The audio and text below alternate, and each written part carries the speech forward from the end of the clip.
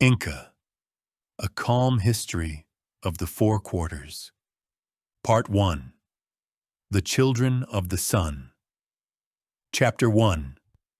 The Vertical World. Settle in if you'd like. Let the room soften at its edges, the way it does when the mind stops holding on to its corners. What follows happened a long time ago, in one of the highest and most vertically varied inhabited landscapes on Earth, and none of it is urgent anymore. There is no need to keep track of everything. For now, there is only a mountain range, running like a spine down the western edge of a continent, and the patient question it asked of everyone who ever tried to live on it. The Andes do not organize the world horizontally, the way most landscapes do. They organize it vertically. On the coast, a desert runs for thousands of kilometers, one of the driest places on Earth, crossed by thin green river valleys where water comes down from the mountains. Climb inland and upward, and the desert gives way to steep, warm valleys where maize grows. Climb further, and the valleys open onto the altiplano, the high plateau, cold and wide and grassy, where potatoes and quinoa grow and llama herds graze at altitudes where maize cannot survive. Climb further still, and the grass gives out against bare rock and glacier. And on the far side, descending eastward, the mountains fall away into cloud forest, wet and green and thick, on the edge of the vast Amazon lowlands beyond. A person walking uphill for a single long day, in many parts of this range, passes through climates that elsewhere on Earth are spread across entire continents. This vertical world posed a problem unlike the ones this project's other histories have described. It was not a matter of finding water beneath limestone or of farming a lake. It was a matter of living across altitudes, because no single elevation offered everything a community needed. The maize grew low. The potatoes grew high. The herds grazed higher still. Salt, cotton, chili peppers, coca, fish, each belonged to its own zone, and the zones were stacked one above another like shelves. Many Andean communities, developed across thousands of years by peoples whose names come later in this story, or not at all, secured resources across several of these altitude zones at once, sometimes by maintaining distant fields, herds, or colonies of their own people, linked back home through kinship and political obligation rather than by trade alone.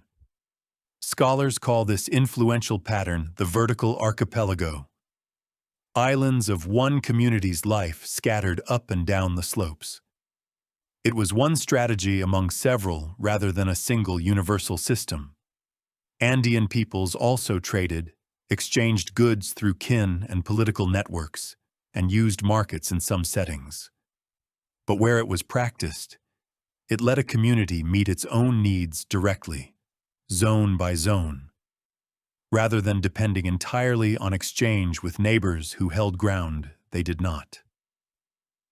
And where the slopes were too steep to farm at all, the people changed the slopes.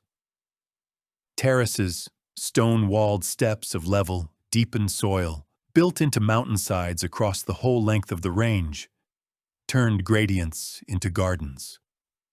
Some of those terraces are more than 1,000 years old and are farmed to this day.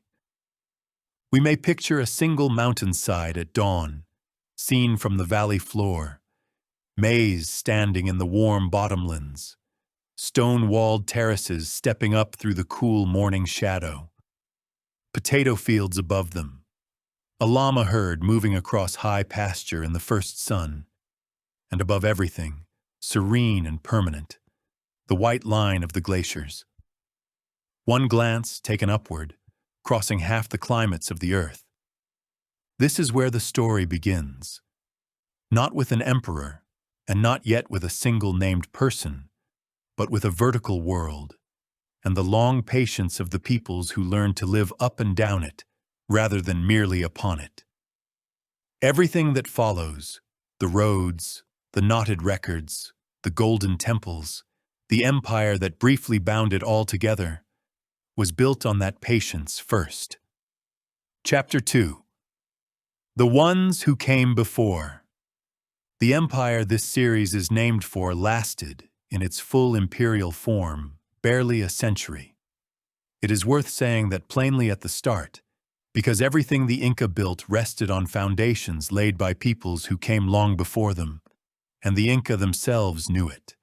By the time Inca Cusco was anything more than a highland town, the Andes had already seen great states rise and fall for the better part of 1,000 years.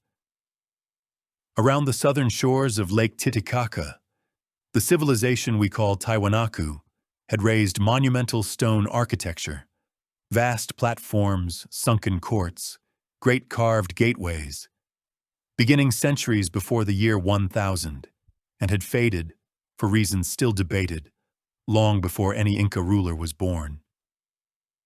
To the north, across the central highlands, the state we call Wari had built roads, administrative centers, and terraced agriculture across an area so large that many scholars describe it as the Andes' first true empire. It too had fallen centuries before the Inca rose, and on the northern coast, in the irrigated desert valleys, the kingdom of Chimu was still very much alive as the Inca story begins.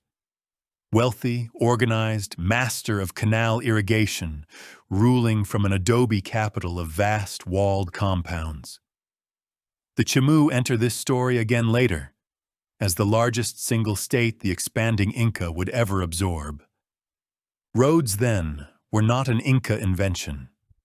Neither were terraces nor storehouses, nor the administrative habit of governing distant provinces through local lords. All of it existed in the Andes, in one form or another, before Cusco mattered to anyone but its own people. What the Inca would eventually do, and it was a genuine achievement, worth the attention this series will give it, was to inherit these older tools, systematize them, and extend them across a territory larger than any Andean state had ever attempted. The Inca themselves understood that they had inherited an old world. Tiwanaku's silent stone gateways, already ancient in their day, stood near the very lake their own origin stories named as the place their founders first emerged. They wove the old ruins into their own sacred geography, the way peoples everywhere have always done with the impressive remains of those who came before. We may picture Tiwanaku as an Inca traveler might have seen it. The great gateways standing open onto empty plazas, the carved faces staring out at grasslands, wind moving through a monumental silence already many centuries deep, and the traveler understanding, without needing to be told, that the mountains had hosted greatness before and had outlasted it. Hold that image for a moment before the story moves on. Every empire in this project's histories has risen among the ruins of its predecessors, and every one of them has told itself a story about why it would be different. The Inca told that story too. Theirs involved the sun. Chapter 3. The Lake and the Golden Staff. Every founding house needs a founding story, and the one the Inca told about themselves begins at the lake. In one famous version, recorded after the conquest by the chronicler Garcilaso de la Vega, and shaped, like every such account, by decades of retelling and by the ruling dynasty's own need for a story worthy of its power. The sun god Inti looked down on a world of scattered, struggling peoples and sent two of his own children to civilize them. Manco Capac and Mama Oclo emerged from the waters of Lake Titicaca, the great lake on the high plateau, carrying a staff of gold and a simple instruction. Walk, and wherever the golden staff sinks easily into the earth, there build your city, and there teach the people.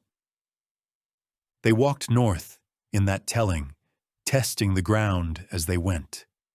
And in a valley ringed by mountains, at a place where the soil received the staff and swallowed it, they stopped. That place became Cusco, in the Inca's own language by one common rendering, the navel of the world. Other chroniclers tell a different origin cycle entirely, and this narration will not blend the two into one seamless story, since the sources themselves do not. In this second tradition, 4 Ayar brothers and 4 Ayar sisters emerged not from the lake, but from a cave at a place called Pacaritambo, and traveled together toward the Cusco Valley. One brother lost or turned to stone along the way, in various tellings, before the survivors found the valley and settled it. Among the sisters in this tradition, Mama Huaco appears not as a gentle civilizer, but as a warrior. Fierce, decisive, and in some versions, the one who led the decisive fight for the Cusco Valley itself. The chronicles disagree about her, as they disagree about much, and this narration will not pretend to certainty the sources do not offer. But it is worth noticing, this early, that Inca tradition itself made room, in at least one of its founding stories, for a woman remembered for force of will. A thread this series will pick up again, and one that could someday carry a companion series of its own. Both traditions are post-conquest records, shaped by politics, memory, and the needs of royal lineages competing to claim the most prestigious founding. Whether any historical migration lies dimly behind either of them is a question scholars have raised without resolving. Their power never depended on the answer. We may picture the moment the golden staff story turns on. 2 travelers on a valley floor, the long walk behind them, a staff of gold pressed into dark soil, and the earth, this time, receiving it. However it truly began, a people settled in that valley and began calling their rulers Inca. And for a long time after that, almost nothing about them suggested that the name would ever matter beyond the mountains that ringed their small and unremarkable home. Chapter 4: One Valley Among Many. Before there was an empire of the 4 quarters, there was a town.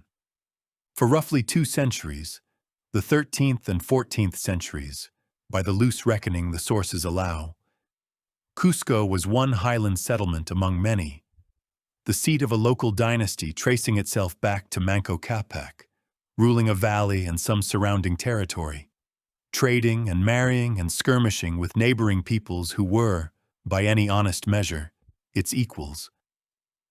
The Inca of this period built in adobe and thatch, not yet in the fitted stone that would later astonish the world.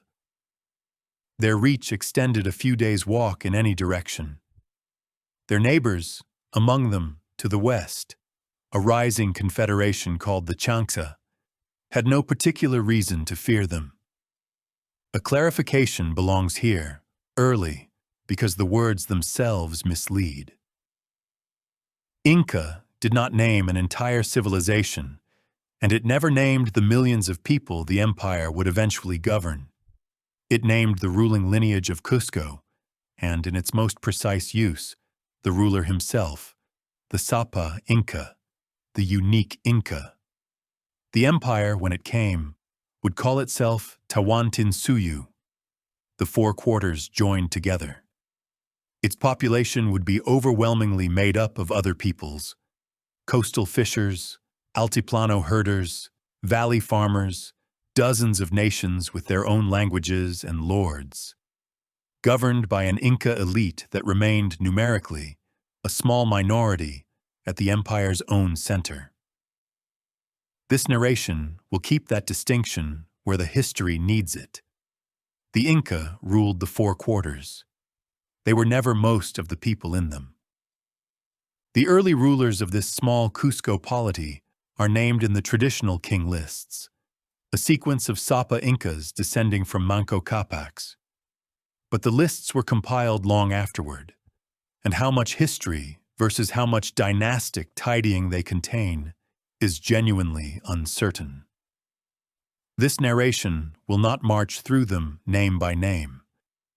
It is enough to say that a dynasty held Cusco, generation after generation, accumulating the local weight that highland lordships accumulated. Alliances, herds, terraced land, and a founding story that insisted, quietly, on a larger destiny than the valley itself suggested. We may picture Cusco in this era honestly, a town of adobe walls and thatched roofs on a valley floor, smoke rising from cooking fires, envoys from a neighboring lordship arriving to negotiate a marriage or a boundary, received courteously as equals, because equals is what everyone involved still was. Nothing about that town predicted what was coming. What changed everything was not a slow accumulation. It was a single crisis, an enemy at the gates, a king in flight, and a prince who refused to run. Chapter 5. The Year of the Chanca. Sometime around the year 1438, the traditional date, and it should be held loosely, since the events reach us wrapped in generations of imperial retelling, the Chanca came for Cusco. The Chanca Confederation had been growing in strength to the west for years, and their advance on the Inca capital was, by every account that survives, overwhelming. The reigning Sapa Inca, Viracocha, an old man by then, judged the city indefensible.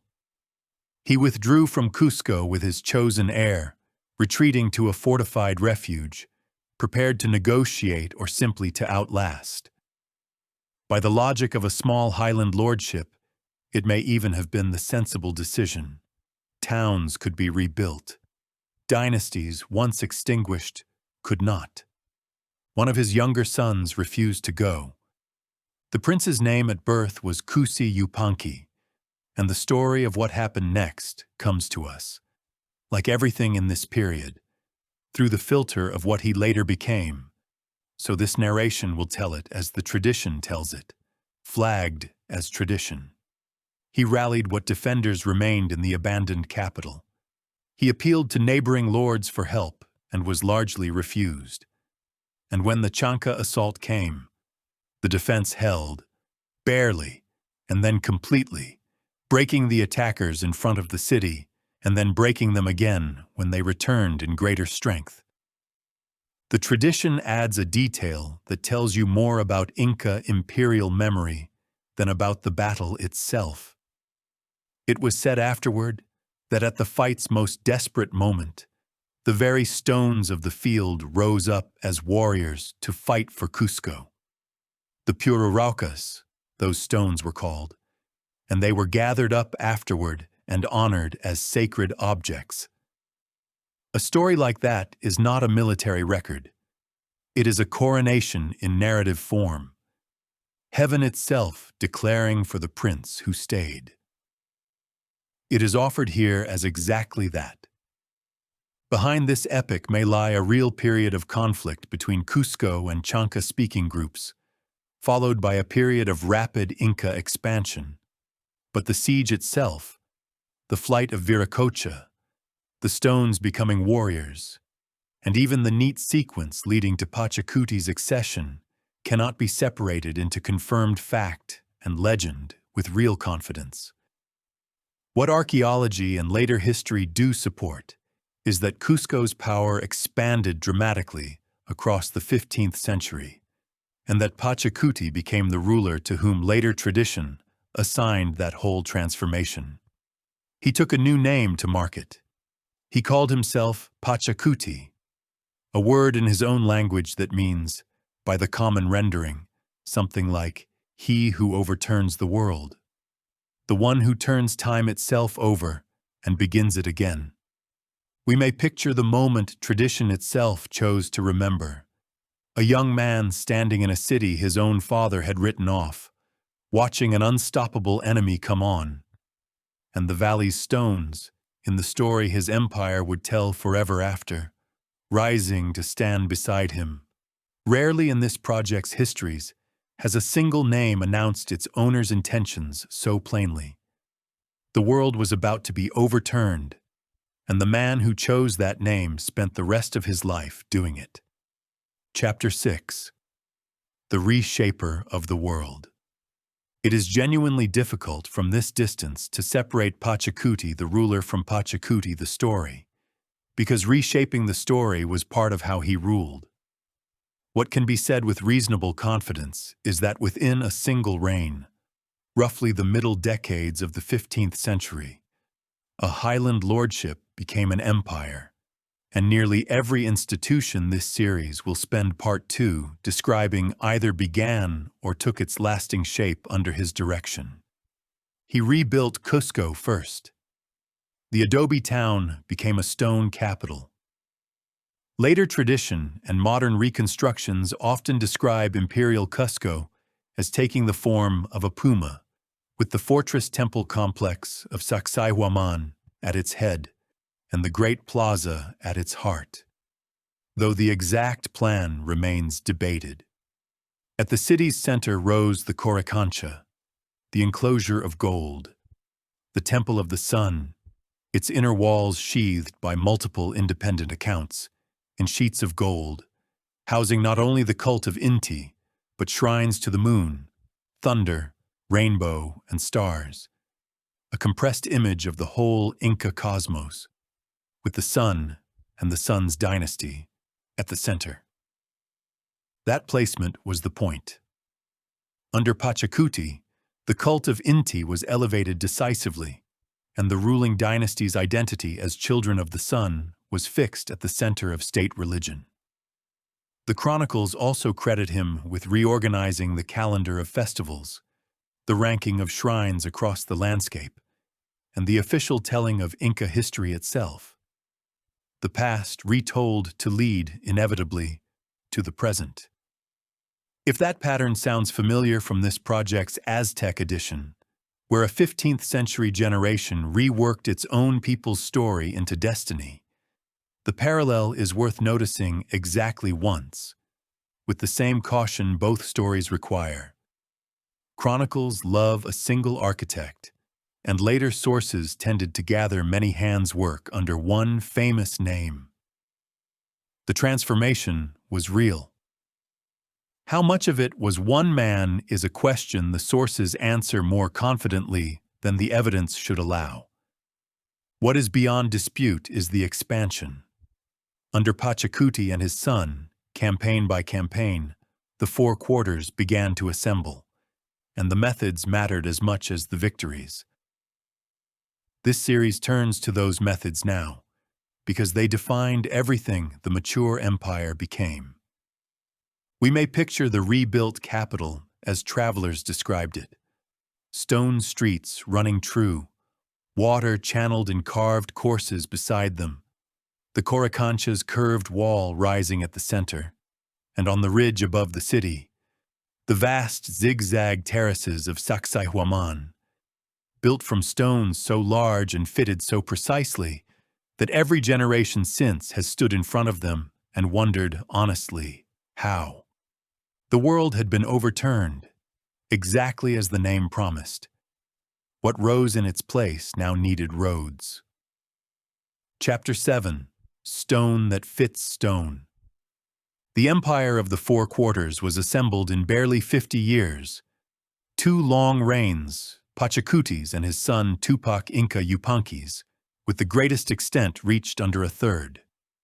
Speed like that is not achieved by battle alone, and the Inca method of expansion is worth understanding precisely because it explains both the empire's astonishing reach and, much later, some of the resentments that helped unmake it.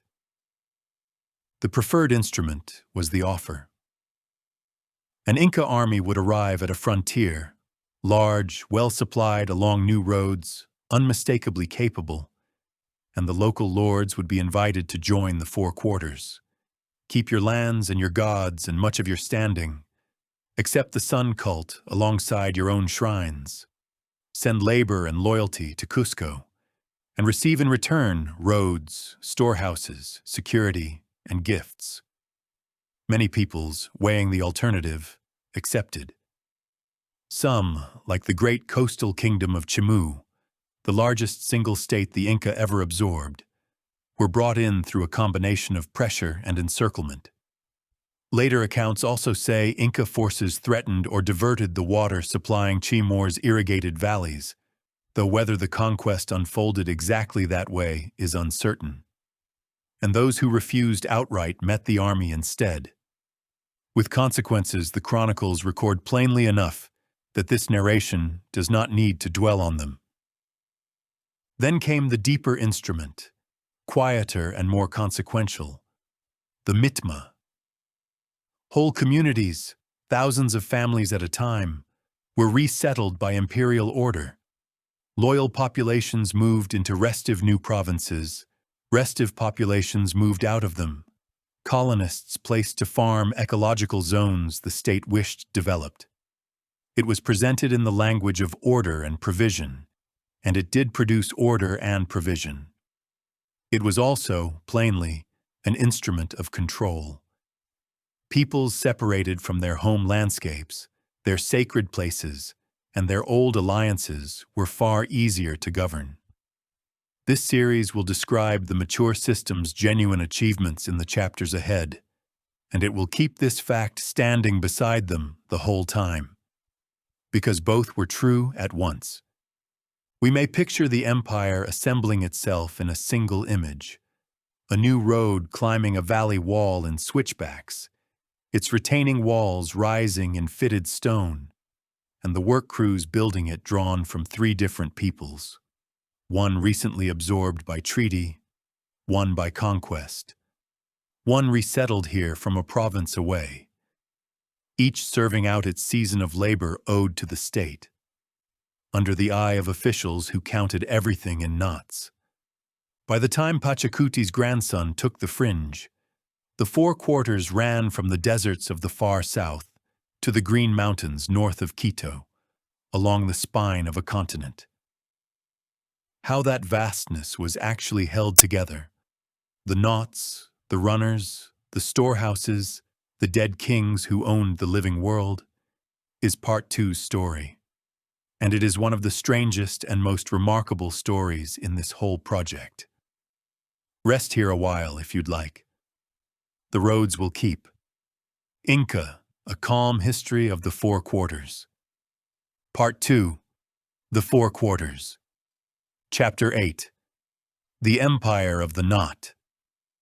Let the room settle again, briefly, the way it did when this journey began. Part 1 ended with an empire assembled at astonishing speed along the spine of a continent. Part 2 is about how that empire actually worked, and it begins with a fact that has fascinated everyone who has ever encountered it. The 4 quarters were governed, in all their vastness, without alphabetic writing. At its height in the early 16th century, the Inca Empire was the largest empire in the pre-Columbian Americas by territorial extent, and one of the largest anywhere in the world at that time. Roughly 4,000 kilometers of north-south reach along the Andes, from what is now southern Colombia to central Chile. Every province in that expanse was counted, taxed, supplied, and administered. And the instrument that made it possible was a bundle of knotted cords. The quipu, the word means knot, is deceptively simple to describe. A main cord, held horizontally, with pendant cords hanging from it. On each pendant, knots tied at intervals. The knots varying in type and position, the cords varying in color, material, and ply. Within that simple frame, trained specialists recorded decimal values with complete precision, units at the bottom of a cord, tens above them, hundreds above those, organized through cord position, color, material, attachment, and hierarchy. A census, a storehouse inventory, a herd count, a labor roll, any of it could be recorded this way and carried across the mountains. Shared conventions allowed accounts to travel through the administration. though interpretation also depended on categories, attached labels, and context that a keeper carried in memory alongside the chords themselves, and that are often lost to us now. Those specialists were the quipu, the keepers of the knots, trained officials found at every level of the administration, from village accountants to the record masters of Cusco itself. The chronicles describe them consulting their chords, the way a clerk elsewhere might consult a ledger, confidently, precisely, and with professional accountability for what the knots said. Here, stated honestly and early, is a limit this series will return to at its very end. The numerical functions of the quipu are well understood by modern scholars, and that understanding is secure. But the chronicles insist the chords held more than numbers. Histories, they say, and songs and the deeds of kings, and whether and how narrative information was encoded in chords remains an open question. Most surviving quipu have never been read. That open door and the researchers still working at it belong to a later chapter. For now, it is enough to know that when this series describes the empire counting anything, the counting was real, and it was done in knots. We may picture a provincial quipu arriving in Cusco with the year's accounting. Cords wound carefully for travel, unwound before the reviewing officials, and read aloud. So many households in the province, so many storehouses filled, so much cloth woven, so many herders serving their season on the high pastures, an entire province rendered accountable, without one written word in the room. An empire that counts everything must also move what it counts. That required the roads, and the roads are a story worthy of their own chapter. Chapter 9. The Runners on the Road. Of everything the Inca built, the roads reached furthest, in distance and in time, since long stretches of them are still walked today. The Capac, the Royal Road, was not one road but a system. Two great north-south trunk lines, one along the coast and one through the highlands, laced together by east-west connectors, the whole network extending over 30,000 kilometers of documented route. That figure places it among the most extensive road networks built anywhere in the pre-industrial world. A claim about measured, surviving infrastructure, and one the physical evidence itself supports, since substantial portions of the system, with their paving, staircases, and retaining walls, survive across 6 modern countries and are protected today as a World Heritage Route. Andean roads solved Andean problems. Where the route crossed desert, it ran as a cleared, marked track between low walls. Where it climbed the mountains, it became stone staircases cut into gradients no wheeled vehicle could have used, which mattered not at all, since the empire moved on foot and on the backs of llamas. And where the road met the deep river gorges of the highlands, the Inca hung bridges across the void, suspension bridges woven from grass fiber cables as thick as a human body, anchored to stone platforms, rebuilt on schedule by the communities responsible for them. One such bridge, at Huayna, is still ceremonially rewoven by local communities every year, a piece of Inca engineering maintained continuously into the present.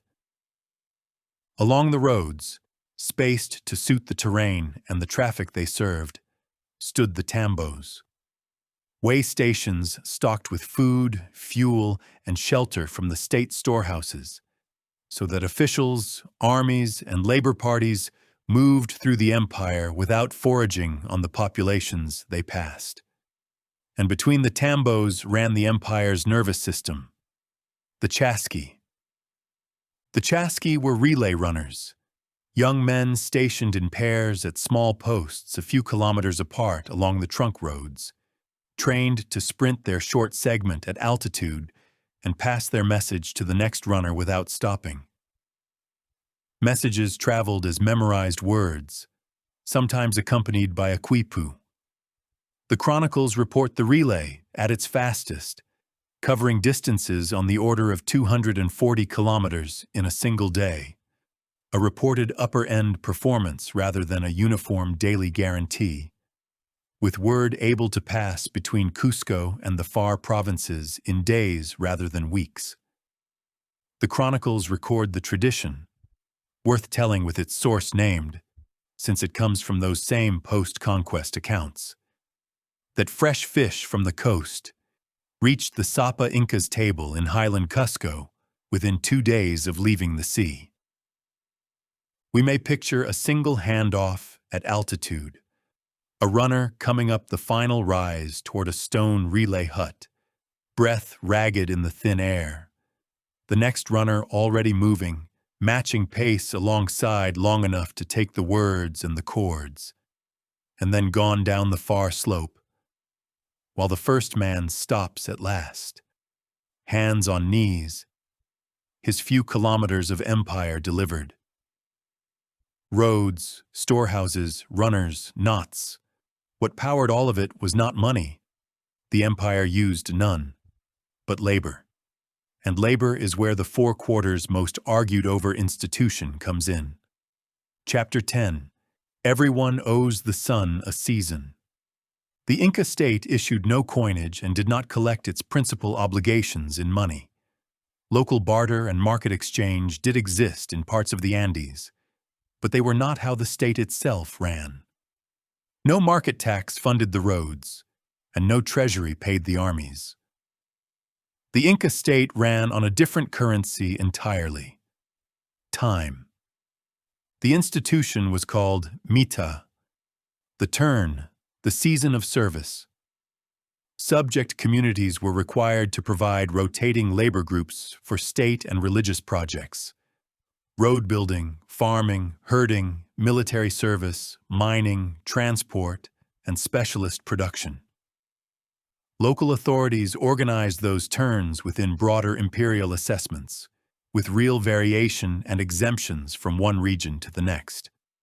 In exchange, and the exchange was real, the state fed and supplied laborers during their service and maintained a vast network of storehouses whose contents could flow back out in relief, disaster response, festival provision, and support for those who could not work. Alongside the labor turns, communities worked designated fields whose harvests belonged to the state and the temples, filling those storehouses season after season.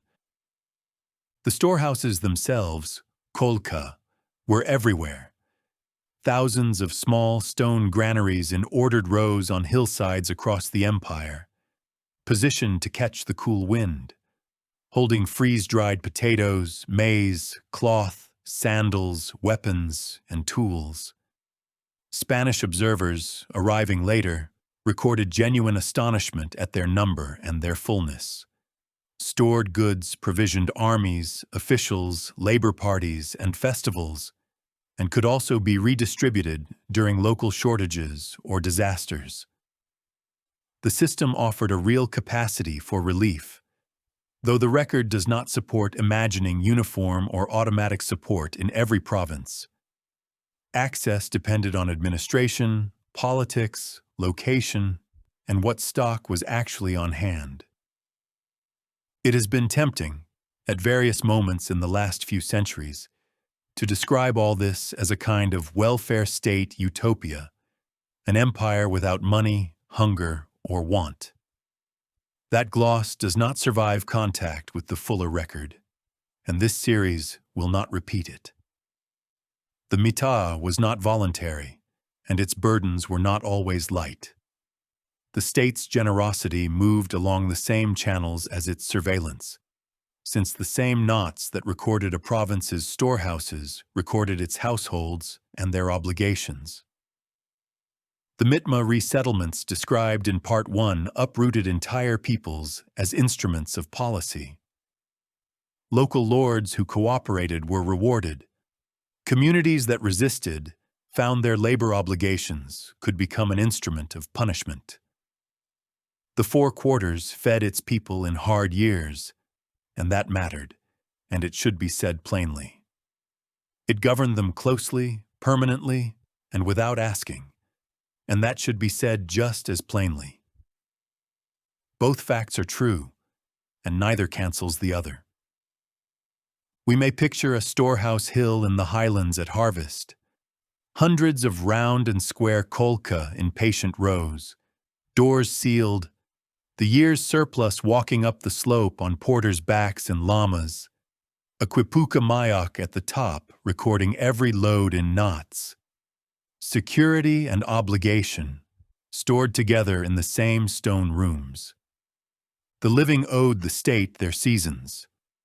What the state, in turn, owed the dead, and what the dead, in turn, still kept, is where this series turns next. Chapter 11. The Dead Who Owned the World.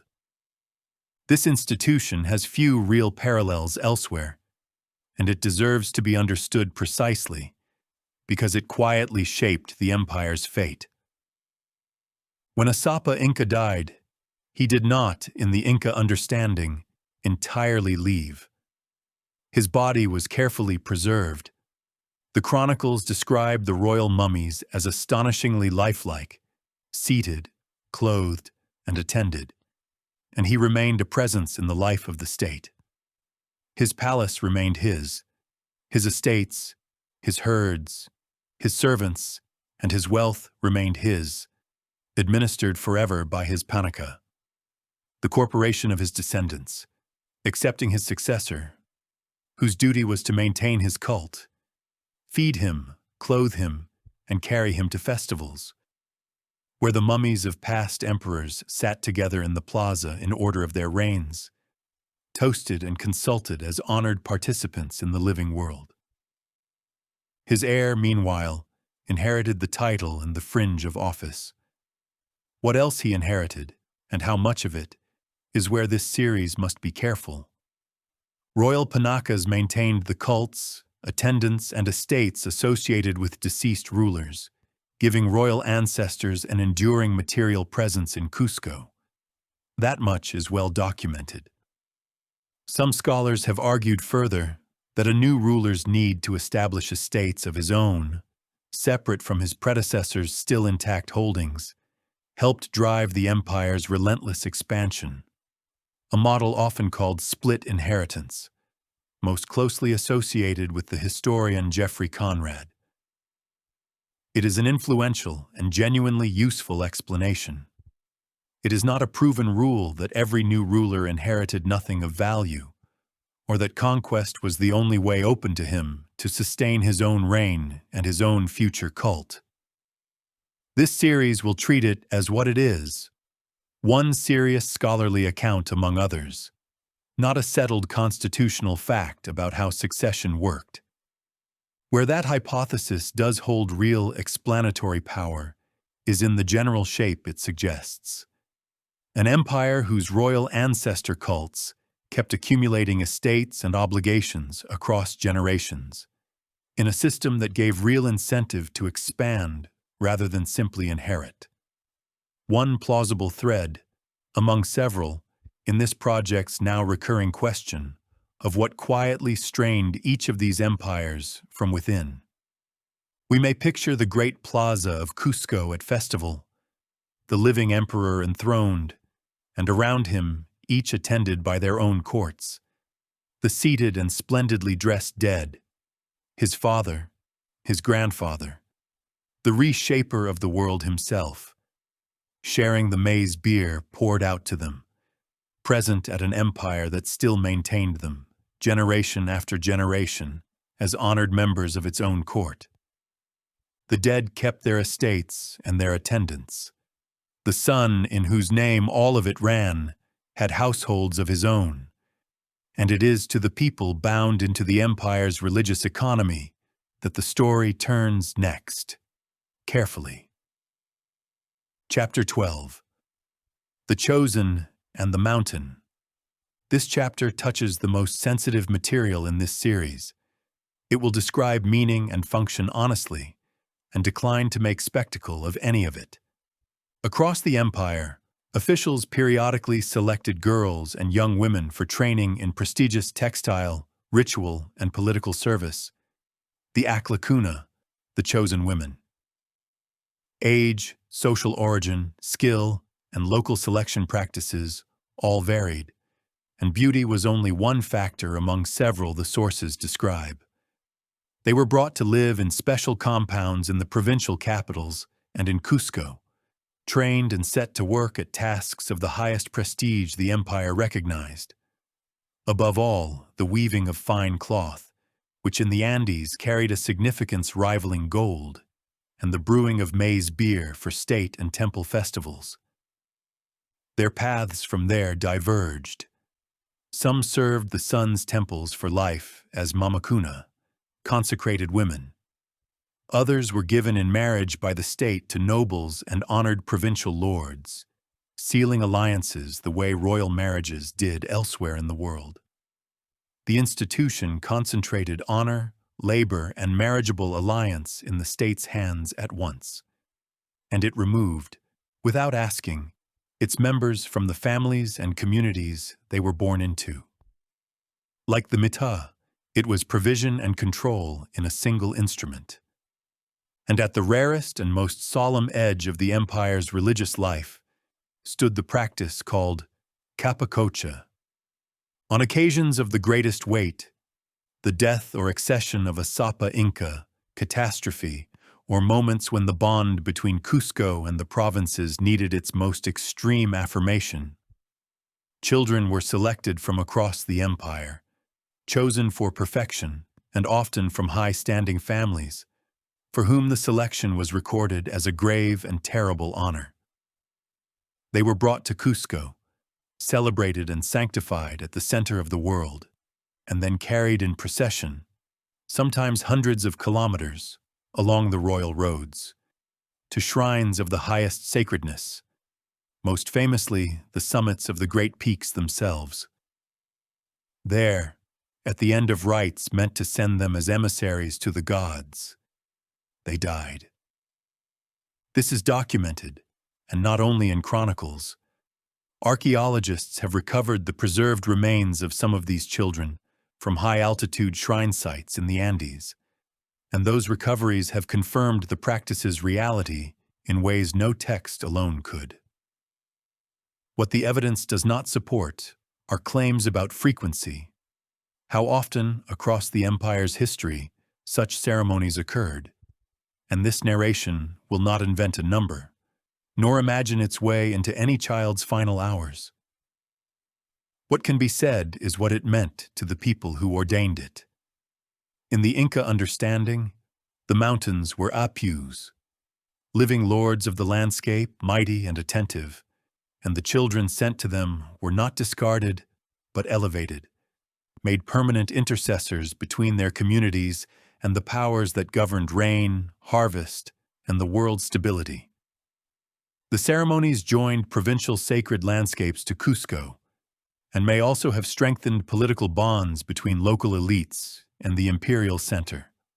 A plausible and widely held interpretation, though not something the evidence can prove as the state's own conscious design. To say all this plainly is not to soften it. Children died at the decision of a state, in the service of that state's cohesion and cosmology.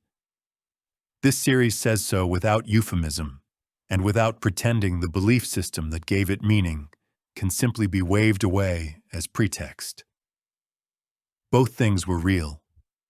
This project has been here before, in other centuries and other mountains, and the practice has been the same each time. Name it, understand it, and decline to linger. We may picture instead what the Inca themselves saw when they looked up. The great white peaks standing over every valley of the four quarters, Ausangate above Cusco, and all the others above their own provinces, not scenery but presences, ancient, powerful, watching, and owed. The mountains kept their shrines. The empire, meanwhile, kept building, and its finest surviving work comes next, gladly. Chapter 13. The Stones of Machu Picchu. After the weight of the last two chapters, this one is offered as both prior editions offered their own brightest chapters, as a rest and a genuine delight. Inca stonework is famous for a simple reason. It looks impossible. In the finest imperial masonry, granite blocks, some weighing many tons, some cut with a dozen or more angles, sit against one another without mortar, fitted so precisely that the joints will not admit a knife blade. The slight inward lean of the walls, the trapezoidal doorways and niches narrowing toward the top, the carefully fitted blocks, and the dry stone construction together made many of these elite walls remarkably resilient during earthquakes, and the Andes deliver earthquakes. Colonial buildings raised on Inca foundations have collapsed in tremors that left the Inca courses beneath them standing level. The builders worked with hammerstones and other tools of stone and bronze, enormous organized labor, and techniques whose complete sequence, quarrying, transport, and finishing alike, is still being reconstructed by the modern engineers and archaeologists who study these walls. Nowhere does all of it come together more completely than at the site the world knows as Machu Picchu. Set on a high ridge above a looping river gorge, where the Andes begin their descent toward the cloud forest, Machu Picchu, by a leading interpretation, was a royal estate associated with Pachacuti, combining residence, ritual, production, and landscape management. Its precise functions remain debated. Whatever its full purpose, it was never a lost city of refuge. It was a working establishment of perhaps several hundred residents, attendants, weavers, farmers on its terraces, flowing with water brought down in stone channels through fountains that still run today. Its construction answers its mountain honestly. The terraces that step down the ridge are not decoration. They are deep-built agricultural and structural engineering, layered with stone, gravel, and soil for drainage, holding the slope in place through 5 centuries of rain. The temples and residences above them are graded in finish, the finest ashlar reserved for the most sacred precincts, among them a temple whose great stones were fitted around and onto the living bedrock of the ridge itself, as though the building were growing out of the mountain rather than resting on it. We may picture it inhabited at dawn as it existed for the few generations it served. Mist rising off the river far below and pulling apart across the terraces. Water talking in the fountain channels. Smoke from early fires. Cloth on the looms. The estate of the world's overturner waking up inside a ring of sacred peaks. A working place, full of ordinary sound, that later centuries would find silent and mistake for a mystery. How it emptied, and how the world came to find it again and get the story charmingly wrong, belongs to this series' final chapter. Before any of that could happen, the empire it crowned had to reach its height. And its height, as this project's histories have shown before, is exactly where the shadow enters. Chapter 14, The Last Great Inca. Every empire in this project's histories has had a moment that later memory recognizes as the crest, the point of fullest reach and confidence, visible as a summit only from the far side. For the 4 quarters, that moment has a name, and the name is Huayna Capac. Grandson of Pachacuti, son of Tupac Inca Yupanqui, Huayna Capac inherited the empire around 1493 and spent his reign completing it. His long campaigns in the far north pushed the 4 quarters to their greatest extent, and he governed at a scale his great-grandfather's valley lordship could not have imagined. The roads at their fullest reach, the storehouses full, the census knots counting perhaps around 10 million people under the fringe of one ruler, though modern estimates vary widely. He spent long periods in the northern Andes, where imperial centers, courts, and veteran armies grew in importance around places including Tomabamba and Quito, a detail that seems administrative until you notice what it planted. A set of northern courts, a northern army seasoned by years of frontier war, and northern loyalties, 2,000 kilometers of road away from Cusco. Then, sometime around 1527, with the empire at its absolute height, something arrived in the north that no quipu had a category for. It came before the conquest army reached the imperial heartland.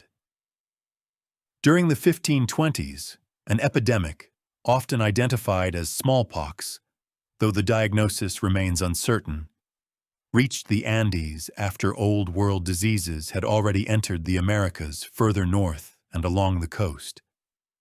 The Four Quarters' magnificent connectivity, the roads and runners and resettled colonists this whole part has described, may well have accelerated its spread, though the exact route cannot be reconstructed with the confidence this narration can bring to, say, a chasqui's own daily relay. It reached the imperial court in the north, and there, in the space of days, it did what no army had ever done. Huayna Capac sickened and died.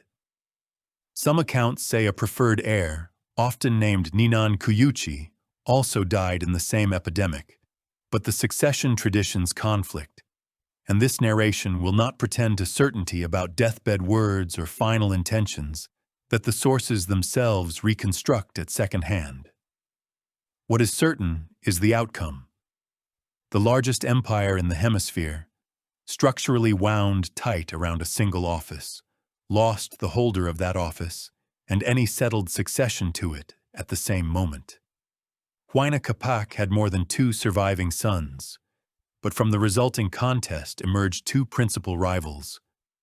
Huáscar in Cusco, with the capital, the court, and the weight of tradition, and Atahualpa, supported by the veteran armies and commanders of the northern provinces his father had spent so many years building up. Everything this part has described, a royal ancestor cult system that gave real incentive to keep expanding. The northern military networks a long frontier war had created, the roads that carried loyalty and plague with equal efficiency, now stood loaded and waiting. We may picture the empire in that suspended moment, the roads still running, the storehouses still sealed and full, the knots still counting, and moving south along the royal road toward Cusco, at a runner's relay pace. The news that the son of the sun was dead, the heir was dead, and no one could yet say what the 4 quarters now were, or whose. This closes the second part of our journey, an empire of knots and runners and patient stone at the very height of its powers, already carrying, in its own bloodstream and its own succession, the whole shape of what comes next. Rest here a while if you'd like. Part 3 will wait. Inca, a calm history of the 4 quarters. Part 3. Strangers and the silence of the roads. Chapter 15. The War of Two Brothers. Let the room settle one last time, the way it did when this journey began. We have reached the part of the story that popular memory thinks it knows. A tiny band of strangers, a vast empire, a swift fall. The real story is longer, stranger, and less flattering to the strangers, and it begins not with any Spaniard, but with 2 brothers and an empty throne. When Huayna Capac died in the epidemic, along with, by some accounts, a preferred heir, around 1527 or 1528, the succession fell open between Huáscar, holding Cusco and the legitimacy of the capital, and Atahualpa, backed by the loyalty of the empire's finest field armies and commanders in the north. How directly the epidemic caused the war that followed is genuinely debated. Rivalry between the brothers, and between the courts and lineages behind them, had roots the plague did not plant. And this narration will not draw the causal line more cleanly than the evidence allows.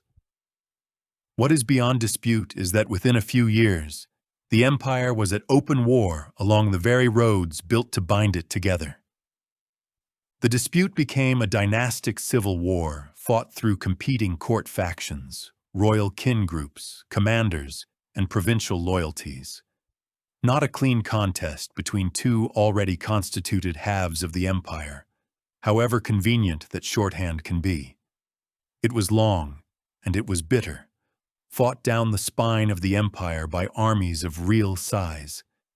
And it was won, in the end, by Atahualpa's veteran northern armies, which defeated the forces supporting Huascar in the war's final campaigns, took Huascar himself captive, and, by the accounts that survive, carried out reprisals against his family and lineage in Cusco that this narration will report as the chronicles report them, thorough, vengeful, and remembered with horror.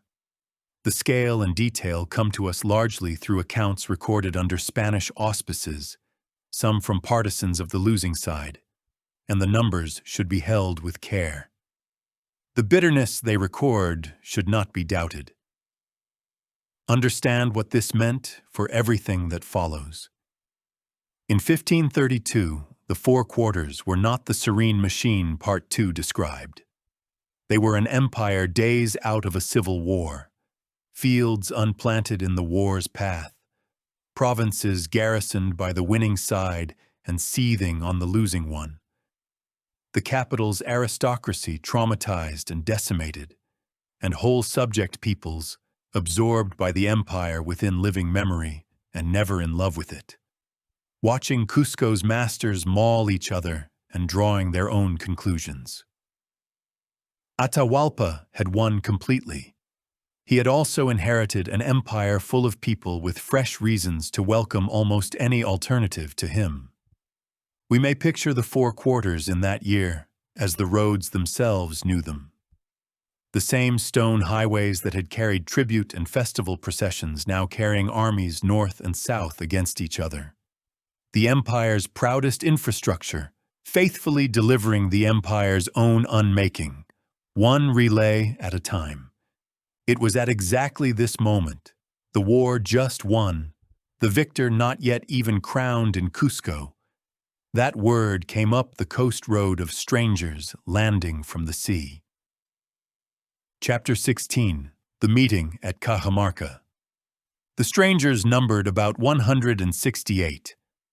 Francisco Pizarro's expedition, adventurers under license from the Spanish crown, drawn by years of coastal rumors of a golden kingdom, landed in the empire's north in 1532, and it must be said immediately, as this project has now said of two prior conquests. What followed was not the triumph of superior civilization over inferior, and it was not accomplished by 168 men alone. It happened at the precise intersection of three facts. An epidemic had killed the emperor and thrown the succession into open dispute. A civil war had just torn through the empire's own ruling lineages and left it filled with the defeated. And the strangers, from their first weeks ashore, found peoples willing to guide, supply, and eventually fight alongside them. Not out of love for Spain, which they had never heard of, but out of entirely comprehensible feelings about Cusco, or about Atahualpa specifically. Remove any one of those three facts, and the story almost certainly runs differently.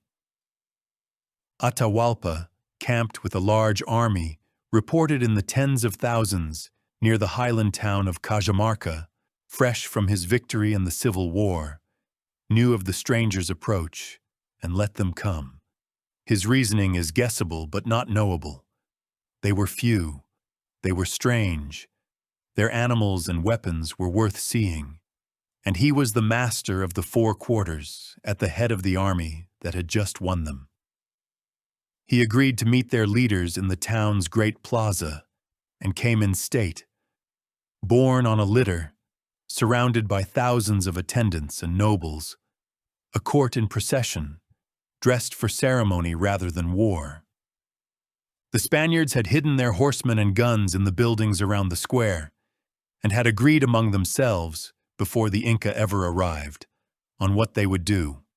What happened in the plaza at Cajamarca on the 16th of November, 1532, was an ambush, planned as one. At a signal, the concealed cavalry and cannon burst into a packed, unarmed crowd. This narration will not choreograph it. The chronicles, Spanish chronicles, written by participants, record thousands of the Inca's attendants killed in the space of the afternoon, according to those same participant accounts, without Spanish deaths, and Atahualpa himself seized alive out of the wreck of his own court. The unarmed dead of Cajamarca deserve the same plain sentence this project has given every such day in every such history. It was a massacre, and the men who carried it out described it themselves, in writing, as a thing they had planned. The capture at Cajamarca, then, was carried out entirely by Pizarro's own small Spanish force. Turning that capture into an actual conquest of the four quarters was another matter entirely, and it would depend, as the chapters ahead will show, on thousands of indigenous allies pursuing their own political aims, not on the 168 men who sprang the ambush. By nightfall, the master of the four quarters was a prisoner in his own empire, and the strangers who held him had discovered the single most consequential fact of the entire conquest.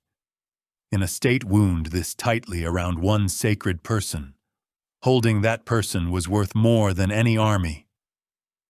We may picture the hour before it broke, an emperor dazed from absolute victory, carried in ceremony into a stone plaza as the afternoon light went long, reading the moment with an emperor's practiced eye, entirely and catastrophically wrong. Chapter 17. A room filled once with gold. What followed the ambush became one of the most famous transactions in the history of the world, and one of its plainest recorded acts of bad faith. Atahualpa, a prisoner but a quick study, understood within days what his captors wanted most, and made them an offer on a scale meant to end the matter. For his freedom, he would fill the room in which he stood once with gold, and twice over with silver, to a line drawn high on the wall. The Spaniards accepted, and the order went out along the roads, and the empire answered. For months, down the royal roads from every quarter, the ransom came. Llama trains and porters descending from the highlands and up from the coast, carrying an extraordinary quantity of gold and silver. Spanish accounts describe plates stripped from temple walls across the empire, including the Coricancha itself, among the objects that arrived. Much of what came was melted and distributed after the Spaniards recorded the royal fifth ode to their own king. Almost none of it survived as made objects, and the workshops of an entire civilization went into the furnaces as bullion. Whether every promised measure of gold and silver actually arrived, and whether the room was filled to the line exactly as later memory depicts, is less certain than the moral core of what happened. What is not disputed is this: the captors accepted immense treasure under the clear expectation of releasing their prisoner, and executed him instead. Atahualpa was not freed.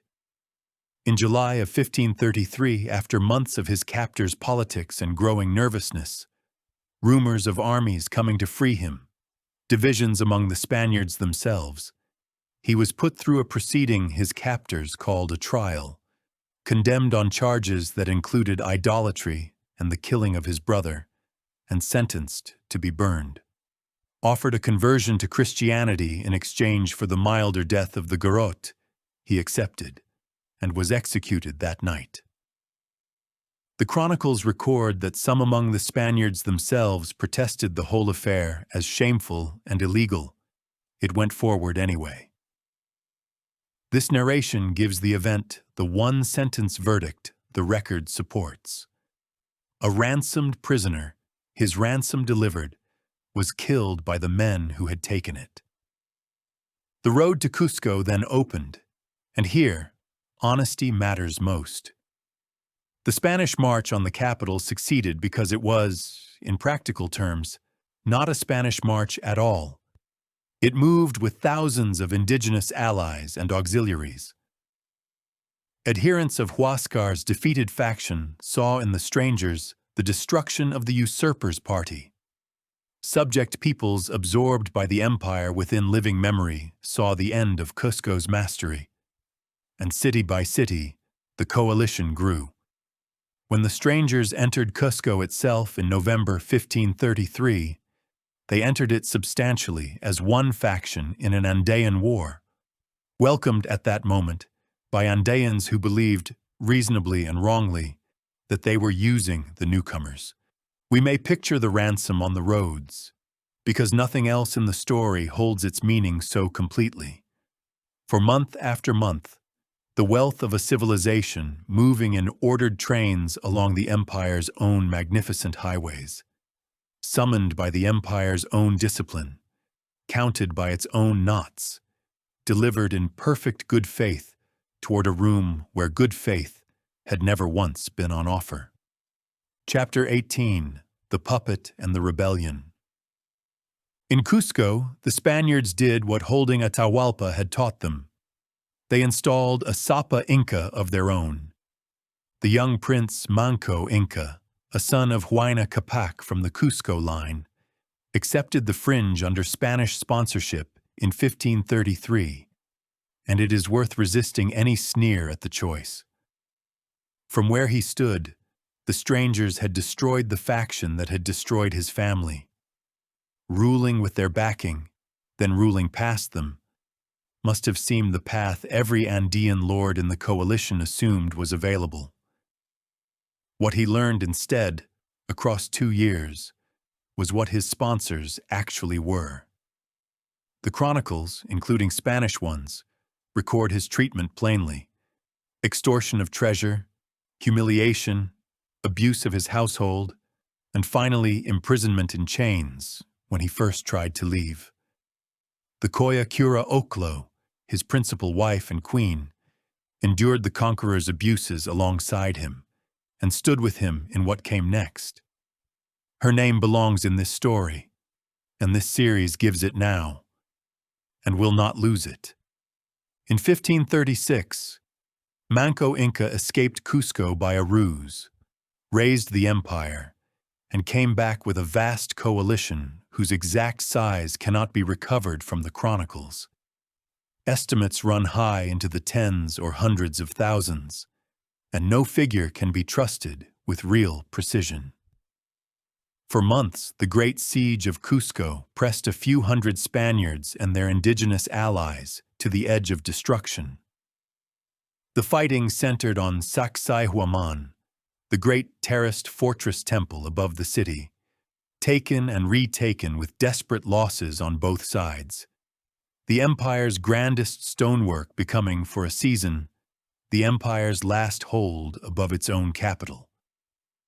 It was, by the honest account of the Spaniards themselves, the closest the conquest ever came to being undone. It was not undone. Sustaining and coordinating a coalition this large proved increasingly difficult, and its failure cannot be reduced to any single cause.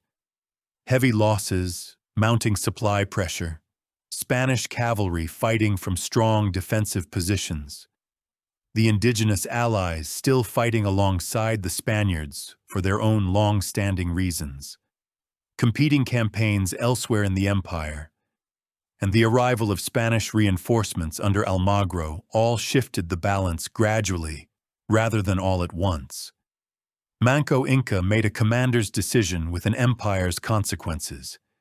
He broke off the siege, gathered his court, his generals and his god images, and withdrew, not to surrender, but northwest, down into the steep green country where the Andes fall toward the Amazon, into the cloud forest province of Vilcabamba, beyond the practical reach of cavalry and columns. We may picture the great zigzag walls of Sacsayhuaman in the months after the siege, scarred, silent, holding their line above a capital that now answered to strangers, while far below the ridgelines to the northwest, in valleys the maps of the conquerors barely reached, the son of Huayna Capac set about building the thing popular history forgets entirely: the next Inca capital. Chapter 19, The Kingdom in the Clouds. Here is the chapter that almost no retelling includes, and the reason this series does not end in 1533.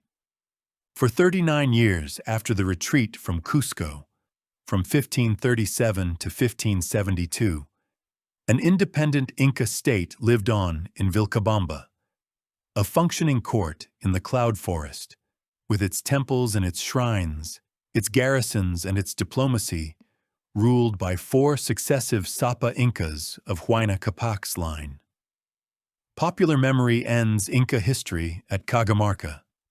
The Inca themselves did not, and for nearly 4 more decades, neither did Spain, which negotiated with, fought, and finally destroyed a state it treated the entire time as exactly what it was: an independent Inca successor state, much smaller than Tawantinsuyu at its height, adapted to a new and radically diminished political landscape, but ruled by the same dynasty and consciously preserving Inca sovereignty on its own remaining ground.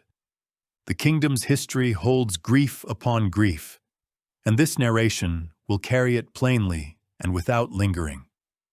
Manco Inca fought on for years, raiding the roads and holding the passes, until 1544, when he was murdered in his own refuge by Spanish fugitives he had sheltered, men of the conqueror's own civil wars, to whom he had extended protection. Cura Oclo had already been lost by then.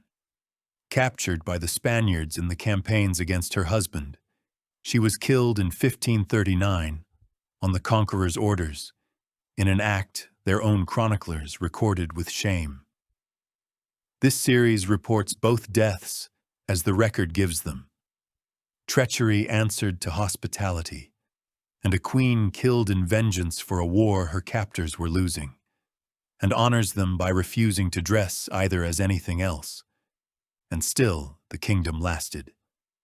Manco's young son, Sairi Tupac, eventually accepted Spanish terms and left for a comfortable, watched retirement near Cusco. His brother Titu Cusi took the fringe instead and ruled Vilcabamba for a decade as a diplomat of genuine skill, negotiating with Spanish authorities, including terms formalized in the Treaty of Acobamba, admitting missionaries and accepting baptism, while making carefully limited diplomatic and religious concessions that preserved Vilcabamba's practical independence the whole time. He also left something extraordinary: an account of the conquest dictated in his own voice, one of the very few tellings of this entire story that comes from the Inca side of it. When he died in 1571, the fringe passed to his younger brother, Tupac Amaru, who would hold it for barely a year. In 1572, a new Spanish viceroy resolved to end the anomaly, and the last campaign went into the cloud forest in force. Vilcabamba fell and burned, the court scattered into the lowland forests, and Tupac Amaru, the 4th and last Sapa Inca of the independent line, was run down, captured, and brought in chains up the old roads to Cusco. There, in the great plaza of his ancestors' capital, before a crowd of Andean people so vast and so grief-stricken that the Spanish accounts themselves describe the square as one continuous cry of mourning, he was executed. Appeals for mercy came, the records note, from Spanish clergy and officials, among others. The sentence was carried out regardless. It was 1572, 40 years after Cajamarca. This is where the Empire of the Four Quarters actually ends, not in a highland ambush, but in a plaza in Cusco, in the sight of its own weeping people, with the death of a ruler whose great-grandfather had governed the largest empire in the hemisphere. We may picture Vilcabamba as it was in its living years, because it deserves to be remembered as more than a last stand. A working Inca court deep in the green folds of the eastern Andes. Canals running, terraces planted, the sun's rights kept, runners still carrying knotted cords along forest paths, Inca sovereignty, contracted to one hidden valley and consciously preserved there for a generation. Chapter 20, Legacy 1, The Knots No One Can Read. Every edition in this project ends among the living with what remains. This one begins its ending with a mystery that is still exactly that, and it will not pretend otherwise, because the honest version is better. When the Maya edition of this project reached its legacy chapters, it told a story with a triumphant shape, a script silenced for centuries, then read again, and a civilization's own voice recovered. The Inca edition cannot tell that story, and the difference is the point. The quipu, the knotted cords that ran the four quarters, were lost to us across the colonial centuries through more than one cause. Some were destroyed or suppressed by colonial authorities, particularly when they were associated with non-Christian ritual. Conquest disrupted the very institutions that trained new keepers, and organic cords simply decayed, were dispersed, or fell out of use as colonial and later republican practices changed around them. Several hundred pre-Hispanic and colonial quipu survive today in museums and collections around the world. Chords and colors intact, knots patient, meanings largely closed. Largely, not entirely, and not forever necessarily. Scholars can read decimal values and identify addition or balancing relationships in many surviving quipu, and a few have been linked persuasively to particular colonial accounts. In most cases, though, the quantities survive without secure labels, so researchers cannot simply distinguish a census cord from a storehouse cord by reading the knots alone. Cord position, color, and hierarchy carried meaning that depended on context a keeper once held in memory, and that context is often gone. The open question is the one the chronicles themselves insist on. They say plainly that cords held histories, songs, letters, the deeds of kings. Whether that meant a true writing system in knots, or a sophisticated memory aid inseparable from its trained reader, is one of the genuinely live questions in the study of the ancient Americas. Researchers today, combining mathematics, archival work in Andean villages where cord traditions persisted into living memory, and painstaking comparison of surviving specimens, have found tantalizing patterns. Quipu that seem to encode place names, chords that may match entries in Spanish census documents, structures that look more like language than arithmetic. None of it has yet opened into a general reading. All of it is still moving.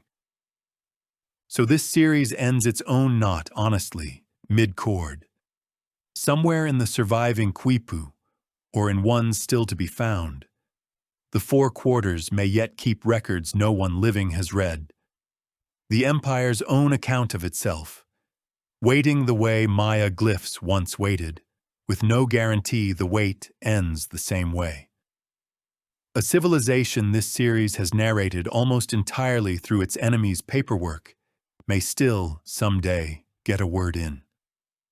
That is not a consolation prize of an ending. In its own way, it is the most Andean ending available. Patience at altitude over centuries. We may picture a conservation room in a museum today. Shallow trays under soft light, and in them the chords, some plain, some vivid with color even now. Pendant strings laid out in careful order, knots spaced with obvious, deliberate intent. Every tray a document. Every document, for now, holding its silence. Fluently readable once by someone whose name is also gone. Chapter 21, Legacy 2. What the Mountains Keep. We come to the end of the journey, and to a settling rather than a departure, a walk back through what remains, which is a great deal more than ruins. One correction first, offered gently, because the true version is kinder than the myth. In 1911, the American explorer Hiram Bingham reached the ridge of Machu Picchu and announced to the world, in books and lectures and photographs, a lost city rediscovered. The announcement made the site immortal, and the story was wrong in its most important word. Machu Picchu was never lost. Farming families were living on the terraces when Bingham arrived. Local people had guided him up the ridge. The site appears in earlier records and on earlier maps that simply never reached a global audience. What 1911 accomplished was real. The scholarship, the international publicity, and the archaeological investigation that followed. Though those early excavations and the removal of artifacts abroad also created disputes that persist to this day. But the mountains had kept the estate the whole time, and the people of the valley had never once forgotten where it was. It seems fitting to let this series' last myth correction be that one. The world does not only lose things, sometimes it merely stops listening to the people who know where they are. And the living Andes have never needed rediscovering. Tawantinsuyu was an intensely multilingual empire. Its subjects spoke Aymara, Puquina, Mochica, and many other languages besides. But Quechua varieties became the major languages of imperial administration and communication, promoted across the four quarters as a practical common tongue. Today, millions continue to speak languages in the Quechuan family, alongside Aymara and other living indigenous languages of the Andes, spoken in markets and kitchens and songs, taught, broadcast, posted, and passed to children, living tongues and not monuments. The terraces this story began with are farmed still, some after 1,000 years. The textile traditions whose cloth once outranked gold are woven still, drawing on long Andean traditions of pattern and technique. The Huayna Bridge is rewoven every year by communities keeping an engineering tradition alive with their own hands. And the roads themselves, the Capac Nyan, are walked today, protected across 6 countries, carrying pilgrims and farmers and travelers along stones the runners knew. This project has now told 3 American histories, the Aztec, the Maya, and the Inca, and it will say once, briefly, what it will not inflate into a theory. These histories unfolded in profoundly different societies, with different structures, different timescales, and different endings. Yet all 3 show that epidemic and invasion worked through existing rivalries, local ambitions, and political fractures already present before any stranger arrived, and that the fall of a state was never the disappearance of its people. Walk back then, one last time, through the 4 images this narration has carried. Its own thread, as ever, not a doctrine. The road which bound the quarters and carried everything, armies, fish, plague, ransom, and at the very last, a captive king, and which is still underfoot. The knot, which counted an empire and keeps what it knows, patiently, perhaps not forever. The terrace which turned mountains into gardens and is still doing it, this season, in the same stone. And the sun, which the Inca called Father, which rose this morning over Ausangate and the great peaks, over the plaza where the last Sapa Inca died, over the terraces and the weavers and the millions speaking the old language, and which does not distinguish, in its rising, between the empire that claimed it and the people who simply, durably remained. Rest now, if you're still here. The four quarters were joined a very long time ago, and were broken a very long time ago, and the mountains, who were there before either, are keeping what matters. The water, the stones, the words, and the people. That is where this history sleeps.